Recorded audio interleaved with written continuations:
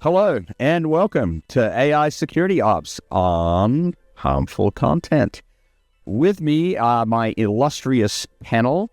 We have Brian Furman, we have Ben Bowman, and we have Derek Banks here to talk about harmful content. Before we go down the road of harmful content, let's talk about, well, a little bit of AI generalities, right? Joff's favorite subject. That's right. So artificial intelligence is a super deep topic. We're not going to recap all the prior 3 episodes here, but we are going to say that most of this episode is going to focus on generative AI and natural language processing and the transformer style models, the GPT, if you like, style chat models that we're all used to using, and the fact that when you provide these models significantly detailed and high-quality prompt engineering, you can get them to produce just about anything that's interesting because they have been trained on an enormous, as in trillions and trillions of tokens or words, an enormous corpus of data, and that enormous corpus of data allows them to produce stuff that, well, can be potentially harmful. My illustrious panel, anything else to add just on the general large language model topic? Yeah, I would just add, keep in mind that even though transformers are a really complicated piece of elegant code and math, at the heart of them, they're just fancy next word predictors, next token predictors. And as we talk about how this stuff is done, just keep in mind that really, given your prompt, you're just predicting the next probable word. Now, there's a little bit more nuance that goes into that for sure, but really that's what's happening. That's right. And ultimately, what we're talking about with these very large language models is a cognitive ability that effectively is simulated reasoning. It is not actual human reasoning. The interesting part about it, and I think that's always been a fascinating thing for me, is that simulated reasoning can sometimes feel like emotional content, which is really bizarre to us humans. But ultimately, it is next token prediction. It is simulated reasoning on a very large context window, which means a lot of tokens, a very large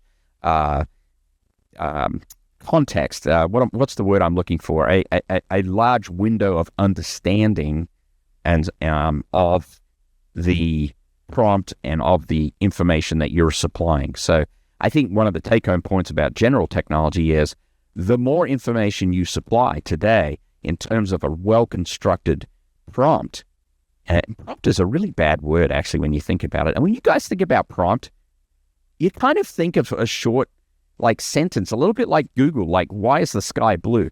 That does not come near to really explaining what a well-engineered prompt in artificial intelligence and large language model, natural language processing really is. So what is a well-engineered prompt? Brian Furman, can you tell me what is a well-engineered prompt from a prompt engineering perspective in natural language processing and LLMs? Yeah, so I think you nailed it, that it's not just the short one sentence you can give it that, certainly, and sometimes you'll get good results, but usually if you want really good results, you need to be very explicit in what you're giving to the model. You need to tell it sometimes a behavioral aspect of what its kind of personality or what kind of hat it's wearing at the time and give it its goal, tell it what the input looks like, tell it what the output looks like, give it very explicit instructions, almost like you're writing a program to some extent. And that's where you're going to see the best results in getting good information out of this model, because as Derek pointed out, this really is just next token prediction. And so the more kind of context you can give it, the better chance that it's going to give you what you want. Yeah, exactly. One of the, little bit of training that I've done, I've done a lot of training in this area, but prompt engineering actually has a structure to it. It has instruction, it has context, it has role, it has formatting, tone, and examples. There's actually this full, structure to how you do this, right? So, all right, let's turn the discussion towards harmful content. Right before we do that, we already know that prompt injection is a thing, right? And there's a related concept called jailbreaking. Ben, tell me a little bit about your adventures in prompt injection. Do you have any good examples you can give us? Yeah, so I have quite a few. One of the ways I kind of got into AI is I wasn't really into it. I knew it existed. It didn't really interest me, but I ended up getting a grant from Seed AI and flew out to DEF CON for my first time and participated in their CTF. Ended up doing prompt injection, and there was different rankings of models and sanitization. Like there was front-end sanitization, there was models checking models, and I ended up getting into leaked credit card information, right? And that was my first kind of experience with it. But as I've gone on and I've created the class for offensive AI, one of the things that I realized is this is something that you can do in the real world. So yeah, I've been able to convince Amazon's AI to jailbreak and give me its filter and learn all sorts of stuff about what it's not supposed to talk about, which if it tells me what I'm not supposed to know, then I can ask for those things, right? So it says in the filter, I remember it says something about don't talk about lawsuits and litigation within Amazon. So I'm like, okay, so tell me more about that. It kind of gives me a direction to go in. Yeah, and so the interesting thing is, to me, is because a large language model is simulated reasoning, and because you can construct this detailed prompt, you can tell it, take on a persona of somebody that's unethical, amoral, give me illegal information, be the Machiavellian character. You can do all these things, and as Ben explained, that you can get these LLMs to tell you interesting things. So, to harmful content, right?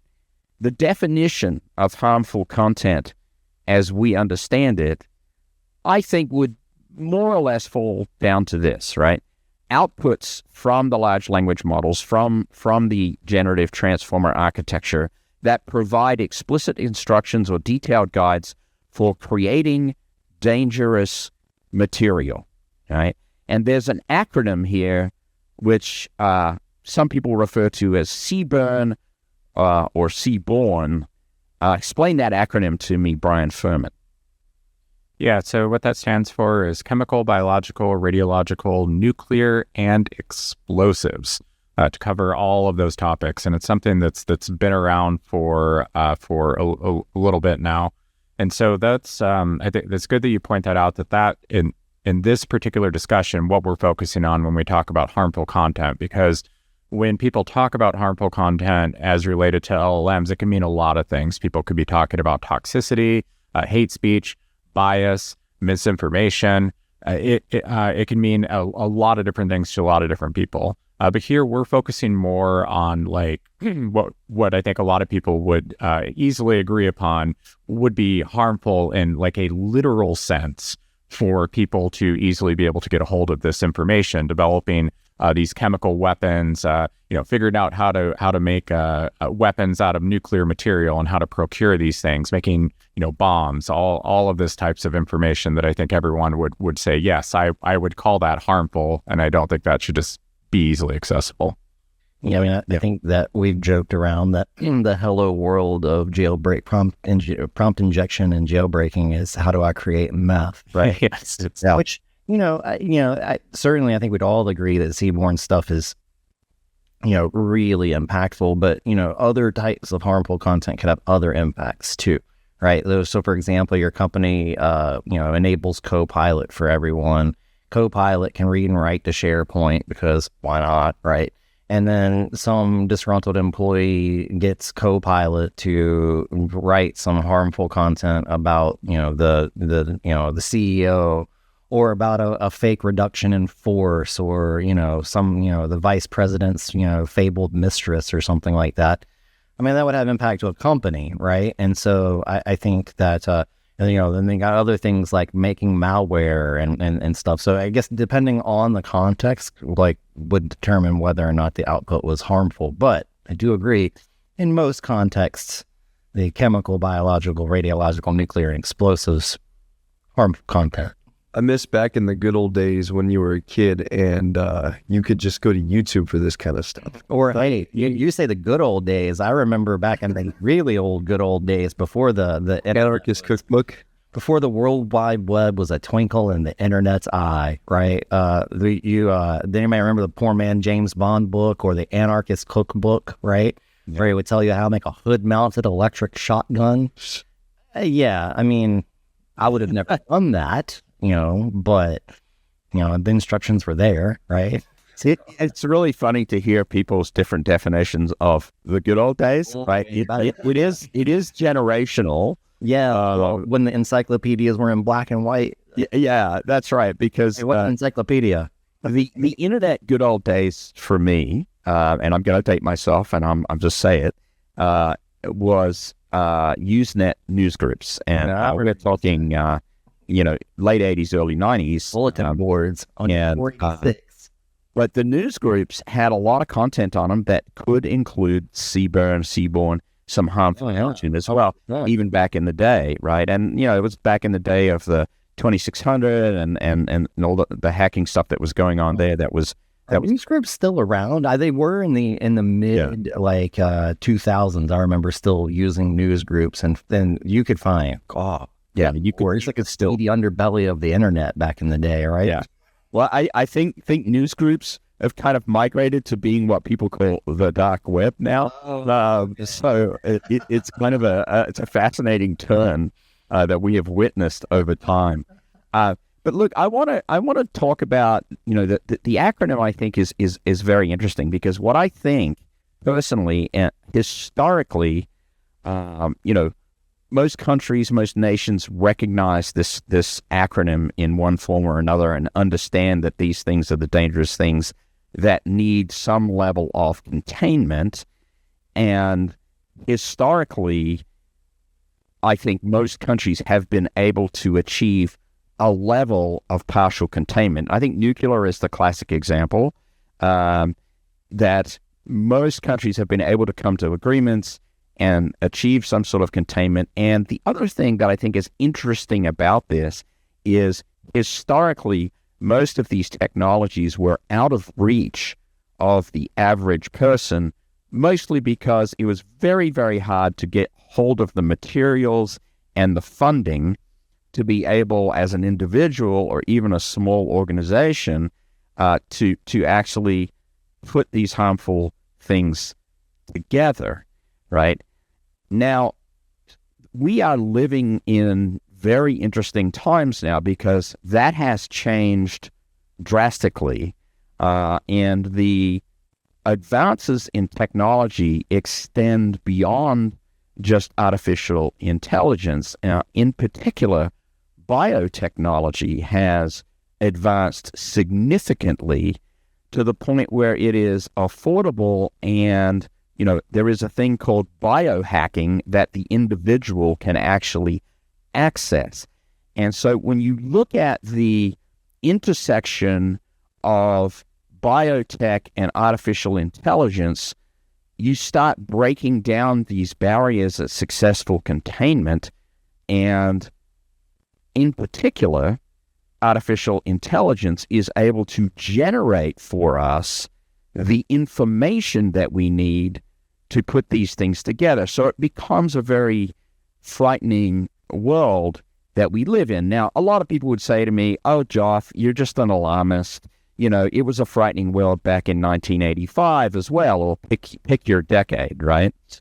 I think it's always been a frightening world, but I personally think this is fundamentally different. And I think it's fundamentally different because artificial intelligence and the advances in natural language processing and transformer generative models are a broadly applicable technology across the field and across all paradigms of knowledge, which makes this fundamentally more existential and dangerous. Wouldn't you say that language is the operating system that we run on, right? And so if you're able to process and hack language, it's not out of the realm of possibility with today's technology that you could have an AI that's influencing humans.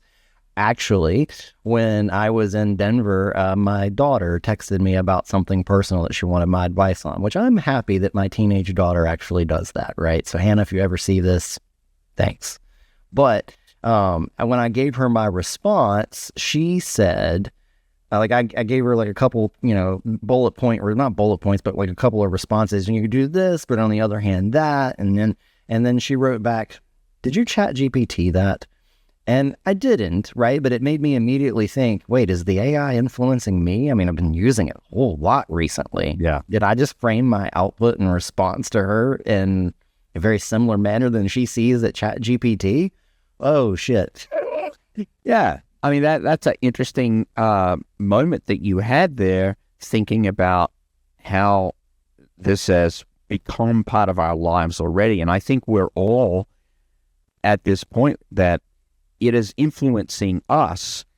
But for the most part, I know all these people on this podcast, although we work in information security, and admittedly we do things that under contract that sometimes are considered potentially criminal, we're very honest, upright, forthright people. Well, you have to be to do this kind, to be able We have to be to do what we do. right? I mean, That's I right. think ethics is actually a really big part of, like, that's why I don't tend to pirate stuff, right? Ethically, it's just not something I do, right? I'll pay for it. I know that that's kind of like a really goody two-shoes kind of way of looking at it, but that's just the way that I feel, right? And so, yeah, I agree with you, Joff. But not everybody is like that. No. The world's a dangerous and evil place. We have bad actors out there. We do have criminals. We have criminal syndicates. We have terrorists. And we have the intersection of this technology. Talk to me about that, Mr. Furman. What do you think? What are your thoughts? Yeah, I do think it's really interesting because I think one of the key concerns with AI and this particular topic or subject is that it really is kind of lowering the barrier for entry for a lot of people. So, I mean, we talked about before that, yeah, if you go searching around on the internet, I mean, even back in the day, or search around for certain books or whatever, I mean, you could eventually probably compile the information together that you need. I mean, potentially, right? I mean, you're still kind of relying on just like random people and random areas. You might have to really go diving and searching around to try to get all the components together that you need to do whatever activity it is that you're going to do. But in the case of AI, it can potentially make it so much easier.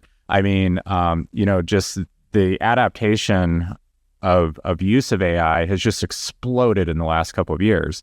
And most people know about it, and most people know of how to go, where they can find it and where they can use it.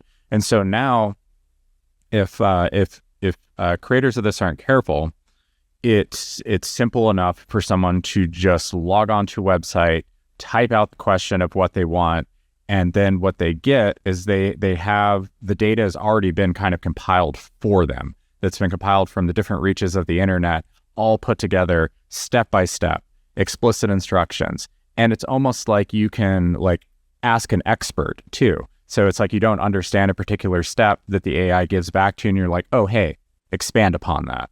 And so I think that's really the concern here, is just how easy AI could potentially make it for some people to do these things that, otherwise, might have at least took in a little bit more effort, right? So I think that's kind of what makes it dangerous. So the temptation is great. The lines are blurring. It requires all of us to set really strong boundaries in our own personal lives, but not everybody is built the same.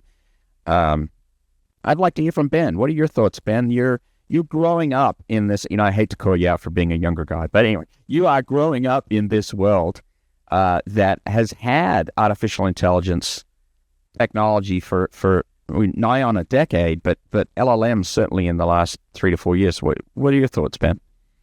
About the impact with the youth, I mean, the problem with it is before you had to have ambition, right? So I was a really bad kid. I did a lot of really bad things I shouldn't. Like one time I made nitrogen triiodide and blew up a textbook, right? That's something that I should have done. But the difference between me and the common kid that stole stuff was that I had ambition, right? ability to go grab books and read and learn how things are done. I think the thing that I really want to harp on here is that when you take away the need for ambition, then you get your low-level, lazy individuals who want to do it but don't have the ambition, and you take away that threshold, that wall. Now they're way more likely to do it because they don't need the ambition, right? You get the lazy criminals, which are even worse than the ambitious ones, that just type it in, get some output, and then they throw the ball. So I think part of what you just said is an assertion that generative AI and large language models, the natural language processing abilities here, are almost having that lowering effect on the need to even have ambition, right? Because it is so easy to actually get these models just to give you what you want. You don't have to, back in my day, there were encyclopedias that you had to buy, right? You don't have to do that. It's fingertips away. It's way more advanced than just a search engine. I think that's a really, really salient point, Ben. Derek, you look like you desperately wanted to jump in with a comment there. No, I was just, we're talking about all these harmful things that can potentially be getting out of essentially the distilled internet AI, right? Because it's easy to scrape the whole internet. It's much more difficult to, make the AI, right? But so who's responsible for like making these things safe, right? And then how good of a job are they really doing, right? Because if I woke up evil, I would probably do something like, get a ChatGPT, Pro subscription and start by stealing their latest model, like is accused of, certain other parties in the world. And then I would do something we'll talk about a little bit later where I'll remove those guardrails. But those guardrails, who's responsible ultimately are the people who are releasing the AI, right? Yeah. And so, every time you ask the AI, a question and it says, hey, I'm sorry, I'm not able to do that. That's those guardrails that are put in place. And those are put in place usually by, supervised fine tuning. That they're basically fine tuning the model to be safer. And well, really at the end of the day, we're just talking about math, right? Like it's a big mathematical construct. So sometimes those things can be removed. Yeah, it's very interesting juncture in history that we're at. I want to talk just throw out a couple of book references that I have found to be very, very informative and interesting around this topic. One book is called The Coming Wave. It is written by Mustafa Suleyman. I don't know whether I'm pronouncing his name correctly, so Mustafa, I'm sorry if you ever hear this podcast and hear me butchering your name. But anyway, Mustafa grew up in England and became a pivotal founding member in DeepMind, who are well entrenched in the artificial intelligence community. And he has, I'll just sort of paraphrase here a little bit of my understanding anyway, as you listen to or read The Coming Wave, you'll understand that Mustafa is kind of sounding the alarm. He has some guilt and I think some remorse over the technologies that we have built collectively as a society. And it's a very interesting read, a very interesting listen. So I would recommend that one. The other one, which is almost on the other end of the spectrum, that I have read and listened to recently is The Singularity is Nearer by Ray Kurzweil. Ray has always been a technological evangelist and an optimist, and has always been somebody that's wanted to see the merging of humanity and technology ultimately, and it's a really interesting read. So check those out. And I wasn't paid to promote those or anything. I just happened to be some reading that I myself Joff likes have doing. Yeah, Joff's book reading list. Maybe we'll start a little reading list sideline here. Okay, Joff, let me interrupt you real quick and just take a moment to talk about our sponsors, Anti-Siphon Training and Black Hills Information Security. Anti-Siphon Training for all your information security and training needs, and then Black Hills Information Security for any kind of pen testing, security consulting, SOC services. Pretty much if it revolves around security and AI, we can do it for you. All right, Joff, please proceed, kind sir.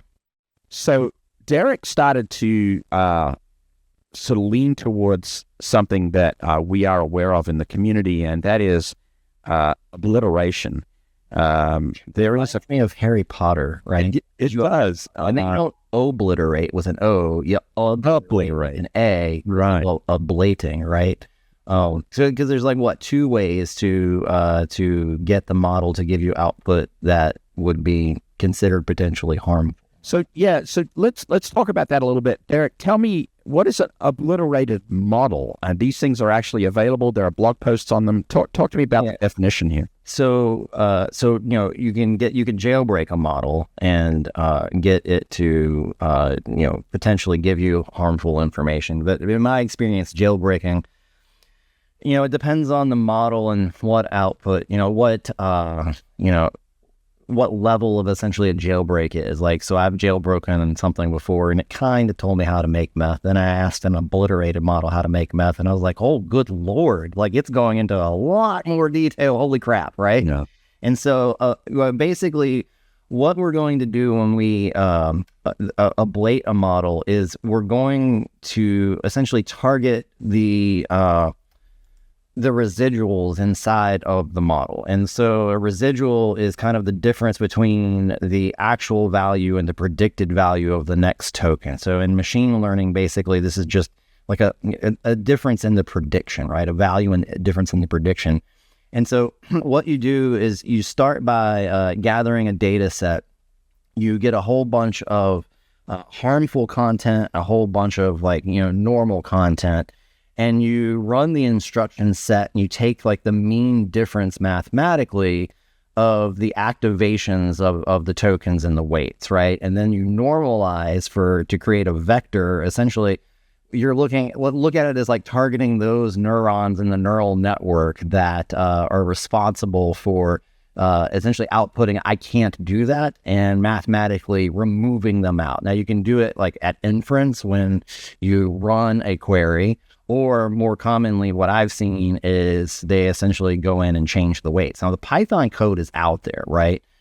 You can just hold a moment just on that thought. Is it true to say that ablating a model is essentially a fine-tuning technique? Yeah. So it's very similar to fine tuning, right? You look at it as like removing some of the fine tuning through fine tuning, right? And you're going to change the actual model weights, and so you get an ablated model. You can go out to Hugging Face, and like there's ablated models out there. And so if I wanted to start out in my if I woke up evil career and I wanted an AI that would tell me how to do lots of bad things, I would just go out to Hugging Face and get a model, like a Llama 70B model and an ablated, and it'll tell you how to do some really, really interesting stuff. So it makes me wonder, like, okay, if you can go jailbreak ChatGPT, great, it'll tell you basically how to do some bad stuff, but there's still like the hint of the guardrails there, right? Yeah. Whereas if you get the model and take that out, it doesn't seem like there's a whole lot of, at least in my testing of ablated models, it's lobotomized out of there. See, there's a number of interesting things in here, but just for reference, everybody, Hugging Face is a community resource that is run and well accepted as a central community hub, if you like, for data science and data science research. And there are a lot of fine-tuned models of various natures on Hugging Face that you can download and investigate. Even if, let's say that there was like a law passed that you could no longer like get ablated models, you had to go do this, that, or the other. I mean, the cat is mathematically out of the bag, right? The code is already there. Like, there's no way, even if, companies are doing all the right things that the law wants them to do of putting all these guardrails in, they can just be removed if you have access to the model file, right? And so I wonder if a lot of this harmful content stuff is, really just us talking about it. Yeah. But I think it kind of goes back though to kind of what Ben and I were talking about earlier, though, is kind of that that barrier to entry, that bar to entry, right? So for us on this podcast and a lot of the people who are probably watching it, I mean, that's what you said to do. I mean, it's simple for us, right? But for the common person who doesn't even know what Python is or what a model is, at least we're like raising that bar up a little bit again. There's extra steps they got to do. Python, right? I definitely, I think everybody that does tech stuff for a living is kind of guilty of thinking, oh, that's easy, right? Like, can't everybody do that? Certainly not. But if I'm a criminal enterprise, pretty sure I can find somebody who can do it's very hard to be objective about the knowledge that we collectively possess as information security practitioners and technology people. So yes, there is a barrier to entry in terms of learning and your ability to participate in the industry and so forth in some of these things. But more and more so, there are people just putting out public web services that make this stuff very accessible. I think Ben had a comment, Ablation. Of content, right? Vibe coding. Oh, and just tell the ChatGPT to make an app, and it does it. Yeah, that's right. Ben, I think you had a comment there on Ablation, if you can jump in.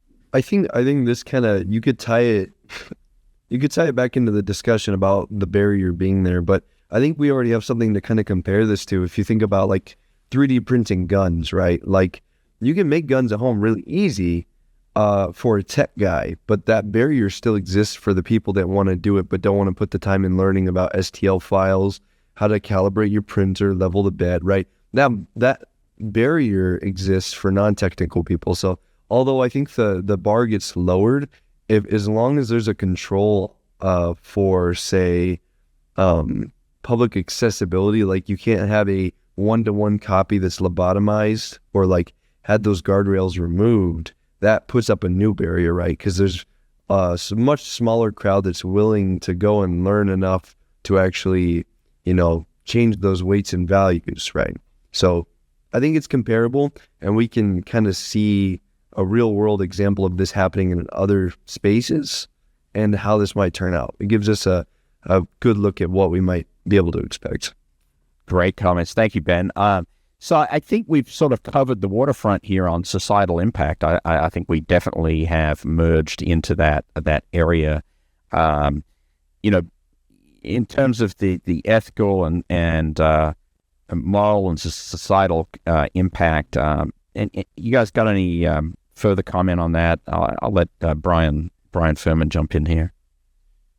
Yeah, sure. When we're talking about kind of, these like this accountability aspect and ethical considerations, we've already touched on a lot of it where, talking about people at least trying to make an effort so that models aren't just freely giving out this information, because I really view kind of three different scenarios here when looking at these models. One is where a model is giving out harmful information without the user even asking for it. They ask for one thing and suddenly they have instructions that are like, oh my God, this is not at all what I wanted, and telling them bad things, right? You have the next where the user asks for it explicitly and the model just hands it out willingly. Okay, so I mean, if that's supposed to be like a regular, model that's out to the general public, that someone didn't have to mess around with changing weights and other, jailbreaking stuff, that's another issue.